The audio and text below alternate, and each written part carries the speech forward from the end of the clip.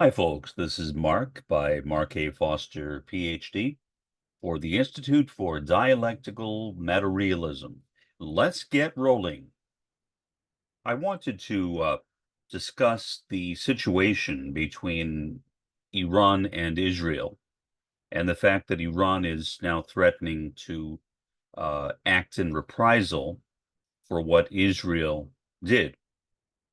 And I do not want to get into my own personal views on it. I think that would be inappropriate for me to talk about war and say whether I think or do not think that Iran should go ahead and attack Israel. I will only say that, in my view, Israel is a colonial power. Israel is not indigenous to the region. Iran is indigenous. The Palestinians are indigenous. The Jordanians are indigenous, etc., etc., etc. And whatever that means basically that uh, since Iran does not really belong where it is, it was placed there illegitimately by the United Nations in the 1940s, that other countries certainly do have a claim against Israel. And when Israel behaves inappropriately, launches an attack, and Israel is known to launch one attack after another. Israel is not a friendly partner to the region. Israel is a dominating force in the region. Israel practices imperialism. Israel is a part of the empire, the American empire. And Israel is a country which also engages in cultural hegemony, a term that was coined and developed by the Italian Marxist Antonio Gramsci. So, without saying what I think that Iran should do, or whether I would support Iran's actions, I won't do that. But I will let you read between the lines as to what I think. And I will go ahead for you and put on my spectacles and read you a story which discusses this, discusses the crisis between Israel and Iran and the possibility of some type of attack happening in the near future. Now, whether again that happens, I have no idea, and I think it's best if nobody makes any kinds of assumptions or nobody makes any predictions. You can predict something that has not happened. And I think it would be a mistake to engage in that kind of hyperbole. Follow the news, watch what happens, watch what pundits say, watch what Bibi Netanyahu says, watch what leaders of Iran say, and draw your own conclusions. But do not reach any kind of ultimate conclusion, namely that Iran will attack Israel, because nobody knows. Nobody knows what Iran will do. Is it possible? Of course it is possible, but we have no way of knowing that. So here is the story I wanted to read. It is from ABC News. The headline: U.S. sends more fighter jets and ships to Middle East ahead of possible Iranian retaliation. I think that says, in a sense, all that we really need to hear. It almost sounds like they're sending, from the headline, fighter jets and ships ahead of a possible Iranian retaliation on the U.S., but it's not on the U.S. It is on Israel. But it would seem that these days, it doesn't matter. An attack on Israel is an attack on the U.S. It has been that way for decades, and there is no prospect, no immediate prospect of that changing. The subheading: Pentagon is also to maintain a consistent aircraft carrier presence in the region.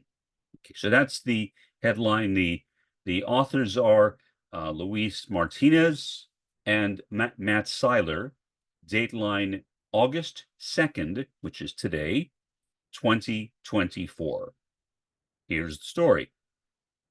The Pentagon will send an additional fighter squadron and more warships to the Middle East to help defend Israel should Iran react militarily to this week's assassination of Hamas's top military leader in Tehran that Iran has blamed on Israel.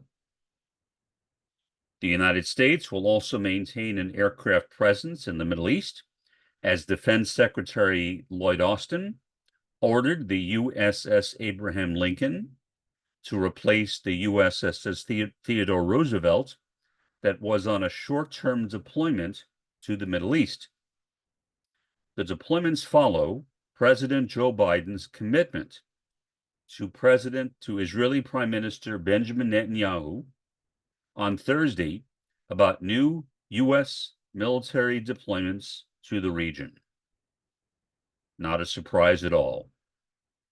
Austin ordered adjustments to U.S. military posture designed to improve U.S. force protection, to increase support for the defense of Israel, and to ensure the United States is prepared to respond to various contingencies, the Pentagon said in a statement issued Friday, which was again today. Austin ordered the deployment of an additional fighter squadron to the Middle East, reinforcing our defensive air support capability, the statement said. Additionally, Secretary Austin has ordered additional ballistic missile defense-capable cruisers and destroyers to the U.S. European Command and U.S. Central Command regions, according to the statement. The department is also taking steps to increase our readiness to deploy additional land-based ballistic missile defense. It continued. Pause.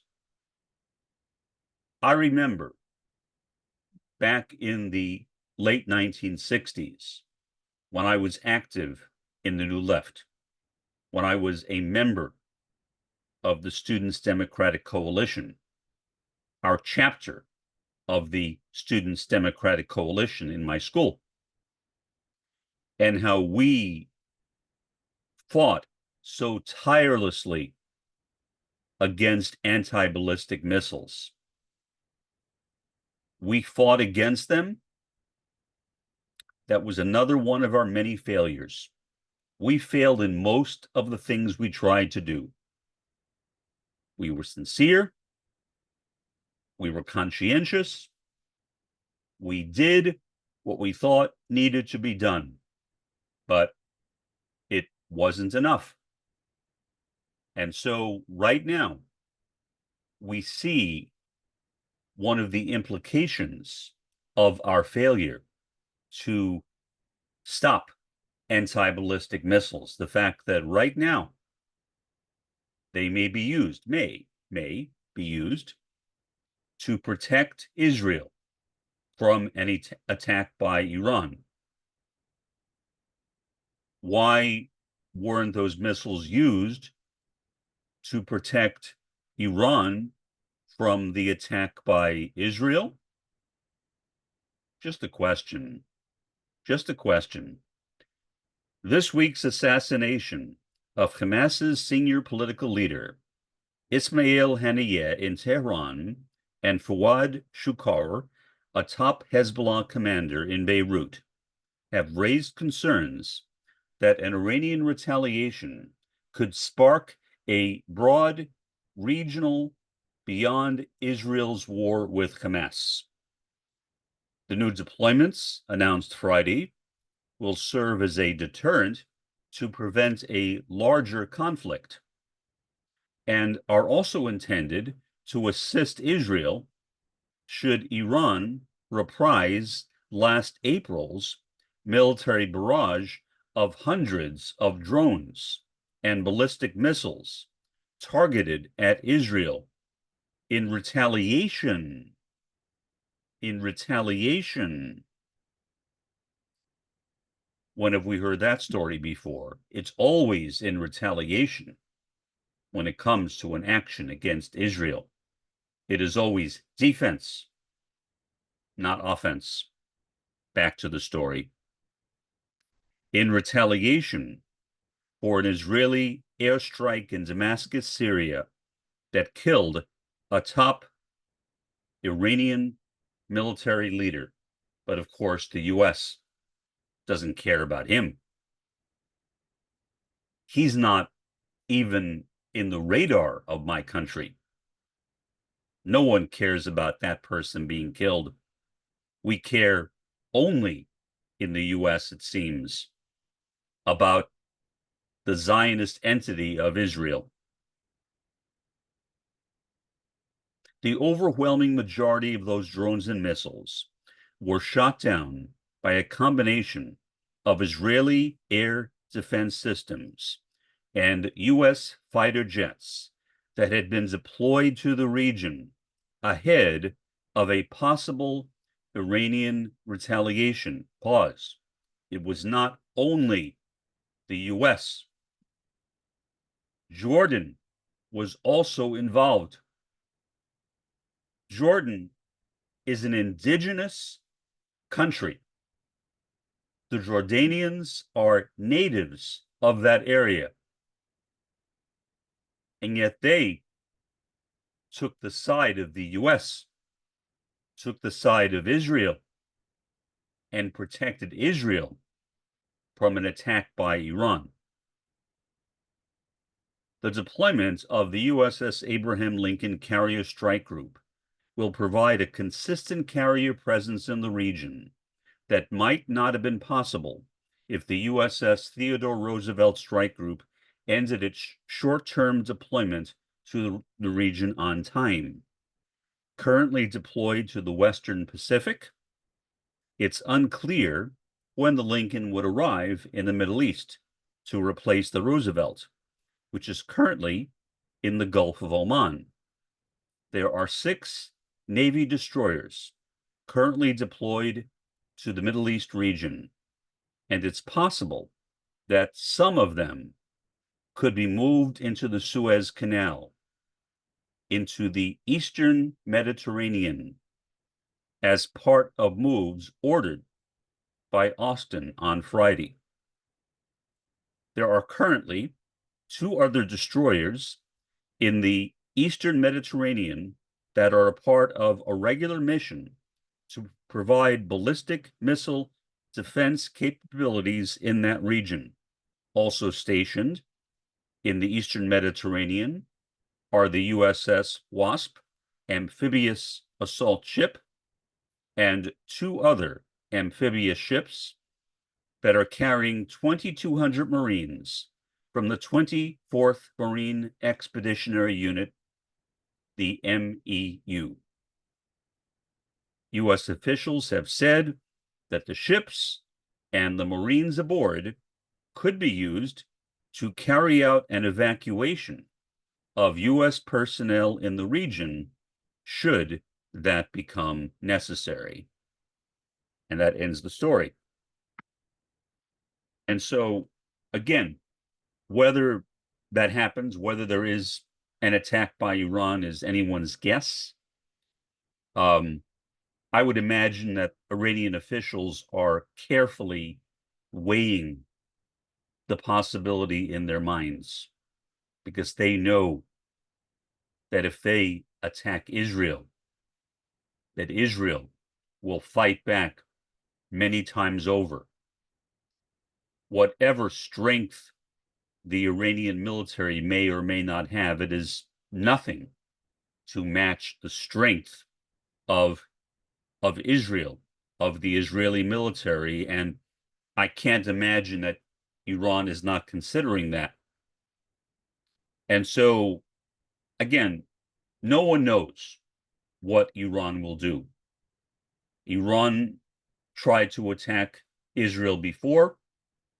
Most of those missiles did not reach their intended targets. And so it would seem as though if Iran did that again, the result would be similar. On the other hand, Hezbollah, which is a proxy of Iran, like Hamas, has considerably more military capabilities in the region. They also have the ability to penetrate the Iron Dome, which was given to them by former President Donald Trump.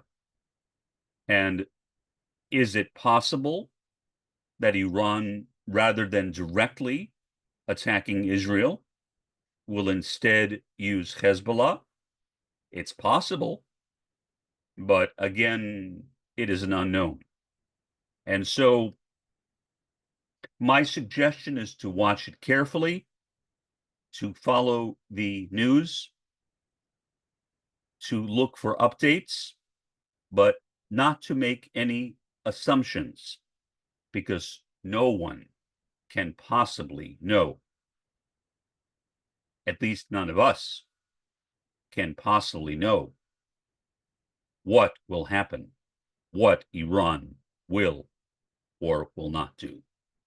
For the time being, this has been Mark, by Mark A. Foster, Ph.D., for the Institute for Dialectical Meta-Realism.